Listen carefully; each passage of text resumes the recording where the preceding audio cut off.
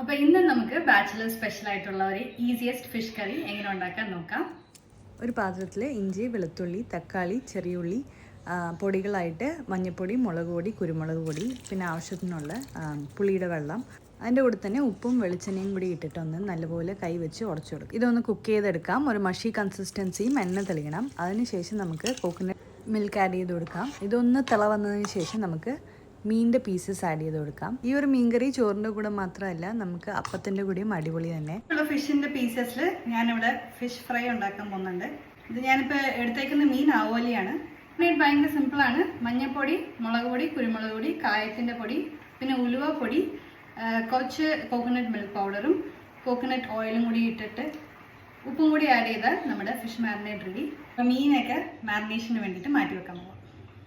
മീൻ വയൽ നമ്മുടെ fish curry ഇവിടെ റെഡി ആയിട്ടുണ്ട്. ഫൈനലി കാച്ചി ഒഴിച്ചാൽ നമ്മുടെ ഫിഷ് കറി സെറ്റാണ്. ഒരു 1-2 hours ശേഷം ഇത് സെർവ് ചെയ്താൽ എക്സലൻ്റ് ആണ്. എന്തായാലും ട്രൈ ചെയ്ത് നോക്കുക. ലഞ്ച് റെഡിയായി. ഇതുകൊണ്ട് ഇവിടെ നമ്മുടെ ഫിഷ് കറി,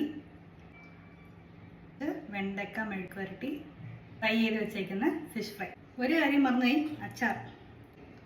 ഓക്കെ, അപ്പോൾ ഞാൻ ഇവിടെ ലഞ്ച് റെഡിയായി.